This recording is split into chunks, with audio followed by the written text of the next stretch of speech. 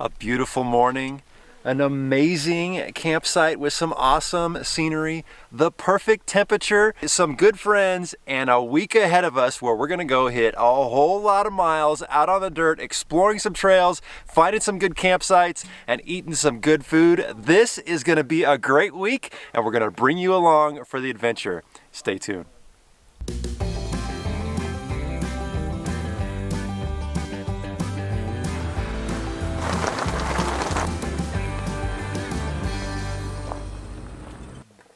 Welcome to TrailRecon. I'm Brad, and what an amazing morning it is here. We are at an awesome campsite a few miles south of downtown Moab and just really enjoying the morning here. Now, we got here late last night, but totally worth it because we are getting ready to set off on a week-long adventure where we are gonna do as many miles on the dirt as possible, and we're gonna take you along. This should be awesome.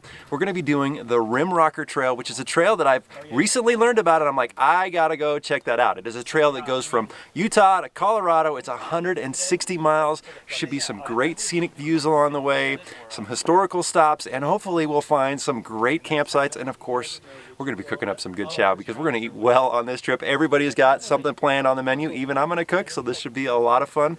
And then I've pieced together a couple other trails that when we get to the end of the Rim Rocker that should help extend our time on the dirt with just small little segments of pavement. So this should be a lot of fun. The goal is to spend as much time on dirt as possible. And then when we complete that, we'll spend a couple days in Colorado just going enjoying some of the most commonly known trails out there, just having a good time. I'm super excited to be out here with my good friends. The weather is perfect. This is the best time of year to be out here. We're gonna have a great time, and I'm so glad that you guys are joining us. Now, we're gonna go wrap up camp here. I'll show you all the vehicles that are with us, and then there's a lot of new camping gear, so I'll definitely share some of the new gear that we're using. We'll see how it goes. I mean, some stuff we try, some stuff we don't. Sometimes we like it, sometimes we don't. That's just how it is. All right, I'm gonna finish my cup of coffee, pack up, and then we're gonna hit the trail, guys. We'll see you in a bit. Now, while this was a beautiful campsite, the temperature today was going to be around 97 degrees. So we didn't waste any time packing up our gear so we could head for higher elevations and cooler weather. On this trip, we have a convoy of 5 vehicles. Of course, my best friend Marco is joining us with a new look to his Jeep, and he is now pulling the Patriot Camper's X2 trailer. My good buddy Josh is in his Jeep Gladiator that is slowly turning into a beast of an adventure vehicle. Marco's daughter Paula and her boyfriend David are here with us with their 2 4-month-old dogs, Anza and Sedona. They're along for the trip. And our good friend Alan will be joining us for the first leg of this adventure. I've got the Jeep Gladiator this time, and I'm trying out a new tent, but more on that later. The Rim Rocker Trail wasn't far from where we were camping, so we took the time now to air down. And while most of the terrain will be easy to moderate, airing down will make for a much more comfortable ride along our 160-plus mile trek. And Marco even aired down the tires on the trailer to keep some of the trail vibrations to all his food and gear inside to a minimum. I always enjoy coming to Moab to wheel and explore, and there are a lot of designated and primitive campsites available in the area, but in the summertime, it's better to head for the hills and avoid the sizzling heat, and that's exactly what we're going to do. Now, we did cheat just a little bit because the official start of the Rim Rocker Trail begins closer to town and takes you just behind some residential and business areas. So we jumped on the trail right off of Highway 191 across from Behind the Rocks Road. The Rim Rocker Trail is a scenic route that you can travel either west to east or east to west, and we opted to run it from Utah and end up in Montrose, Colorado. The trail takes you across a variety of terrains, many elevation changes, and beautiful scenic views that change frequently. We planned to run the trail in 2 days, but I think we all agreed when we finished that doing it in 3 days would definitely be more relaxing. There are primitive campsites along the trail, but be sure to know the rules in each area. There are some private and public lands that the Rim Rocker runs along, so it's important to know what type of land you are in before pulling over for the night. Okay, now time to go find our first campsite.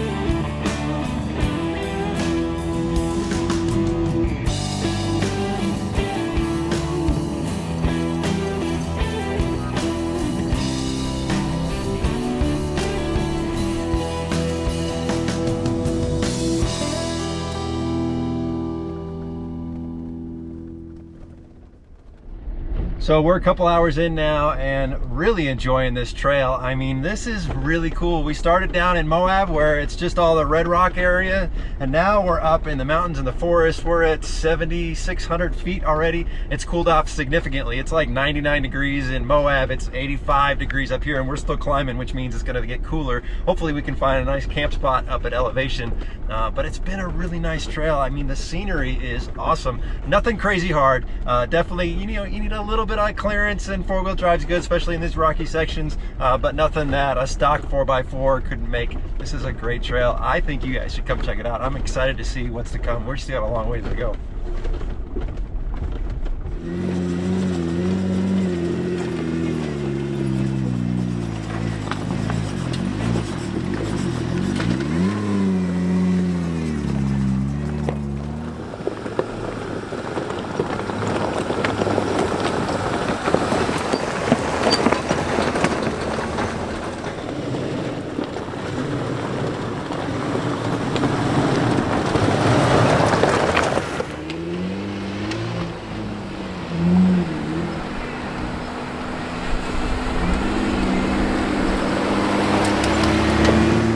All right guys, so we've been on the trail for a while. We just decided to pull off the side for lunch, and what an amazing spot. Look at this view of the mountains here, and then the view of the valley down there. Unbelievable. Marco, is this an okay spot for lunch? It's amazing. It's beautiful over How's here. the trail been so far? It's super fun. Dude, I love it. It's an awesome trail. I love it. I'm ready for some lunch. Lunch was very simple, just some sandwiches and a few snacks. It was nice to get out and stretch our legs and enjoy the scenery and just talk for a little bit, but we couldn't stay long. We have to put in some miles in order to complete this trail in 2 days. The first section of this trail was rocky, and it really kept our pace to a minimum, a little slower than we anticipated. So the goal was to put in around 64 miles today and to find a camp spot that I kind of had already pre-marked. And then we will make up for it tomorrow, since from the research I've done, the terrain should be a little smoother on the second leg and allow us to pick up the pace a little bit. All right, gotta keep this convoy moving.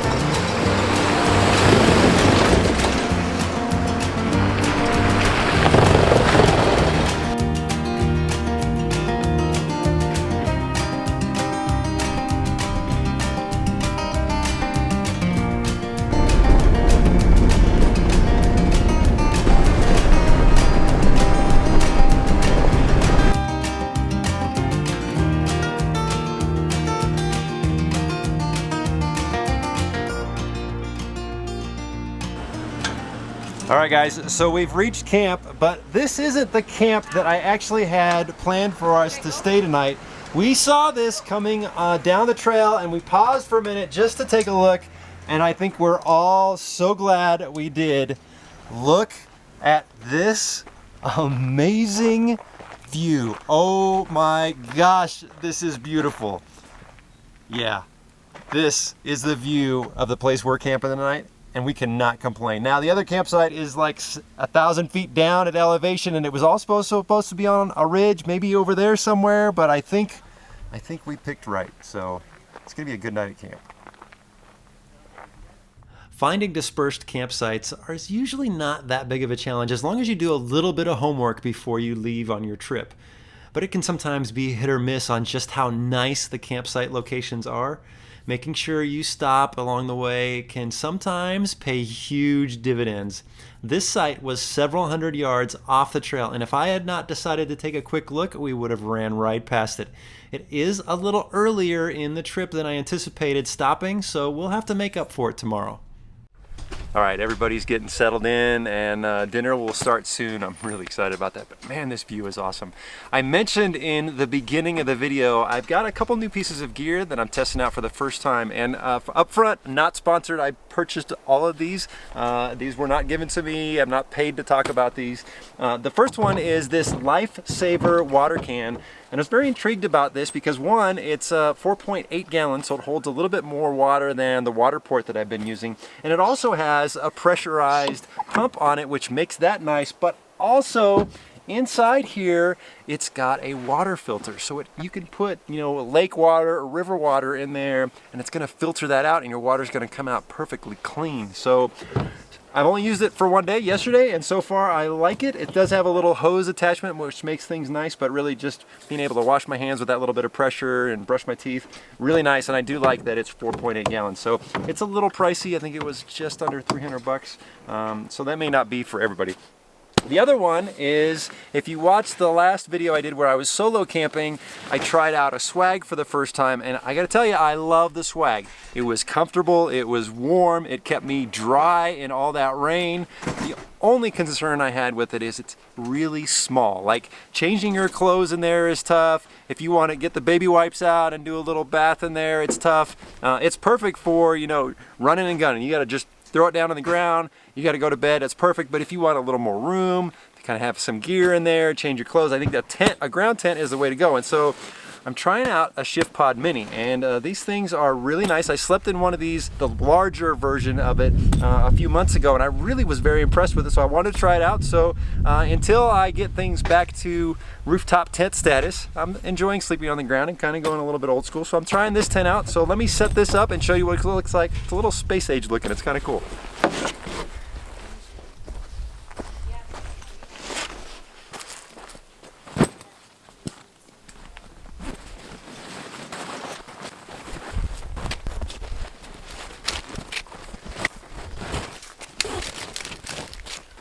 And just like that, the tent's up and running. That was really fast. And this morning when I broke it down, when we were down in Moab, it broke down really fast as well. I like it. It's very well built. Lots of room in there, more room than you would think. I'm enjoying it. Pretty nice little tent. What you doing with that fish, buddy? Ceviche. Like the ceviche we had in Baja? In Baja. Oh. But now this is ceviche in Colorado. Ceviche in Colorado. I mean, it doesn't have anything to do with Colorado, but it's good. Oh, I can't wait. This is for lunch tomorrow. For lunch tomorrow. Right, awesome. It'll be cooking in lemon all night long. Yeah. So it'll be super good tomorrow. Nice. Well, buddy, I gotta tell you, I'm missing the trailer a little bit, but I'm glad that you have it. What do you think of it so far? I love it. You're not getting it back. I got something else in the works, though. No. No, I don't think I can go back without a trailer. It's pretty nice. I mean, all the table tops that I have to work, and everything is in here. My Jeep is lighter. Yeah. I was talking to somebody the other day, and I was like, I think a trailer like this isn't practical for most people, but for people like us that spend multiple days all year long out on the trail doing trips like this over and over, I think it's just really nice to have. If you're going to go out and camp a couple weekends a year, that's probably not a good investment for you, but I think if you're doing what we're doing, or you're just going out and going out and going out, absolutely, this makes the perfect kitchen too. How about this view? can't get better than this. It's incredible. It's amazing. Yeah, it's definitely up there with the top campsites we've been at. It's just pretty awesome. Okay, so one other thing that we've got to talk about, because I've been getting messages from a lot of people over the last few months being like, where's Marco? Are you guys not friends anymore? What happened? So you've had a lot of family stuff going on. You haven't been able to go out in a while, right? Absolutely. So now this is the first time you've been out in a long time, Yes. and you've been texting me, calling me, dude, we gotta go. I can't wait. We gotta go. And it's so good to be back out here, dude. We are buddies. We're always gonna be buddies. I enjoy watching Marco pull all the ingredients out of his fridge at camp and then wield them all together in a savory, delicious dish. The flavors that he is able to put together at camp never ceases to amaze me. This ceviche, well, let's just say it tasted better than any I've ever had at a restaurant, and that is not an overstatement. But Marco's ceviche was not dinner. Alan actually had dinner duty tonight. All right, everyone. Alan has agreed to cook dinner for the first night. And, buddy, what is on the menu?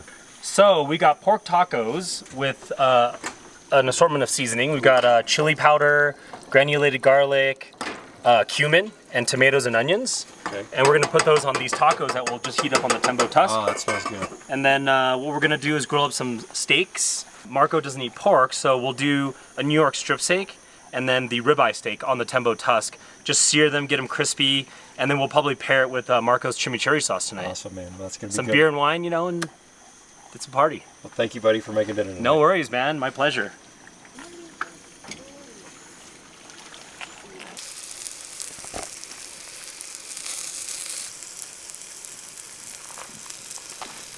All right, here it goes. It smells so good.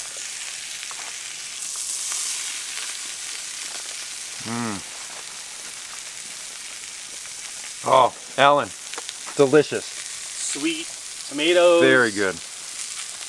Cumin, chili powder, the onions, you know. Yeah. It's awesome, man. Thank you very much. No worries, anytime.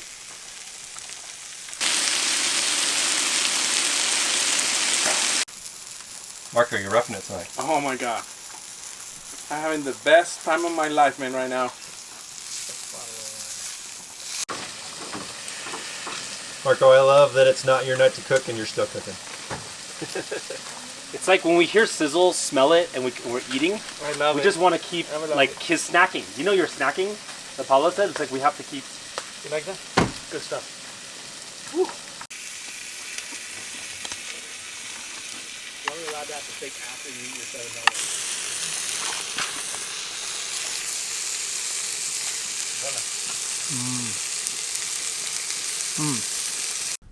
Yes, we know. We are campers with an eating problem, but you know what? We're okay with that. All this delicious food just boosts the spirits at the end of a long day like this. As the sun began to set, we heard a little thunder and watched some rain off in the distance. Fingers crossed we don't get wet tonight. There's still more to come on this adventure, so be sure to hit that notification bell so you don't miss the next episode. And if you're not an E3 Overland member, be sure to check out the link in the description. Thanks for watching.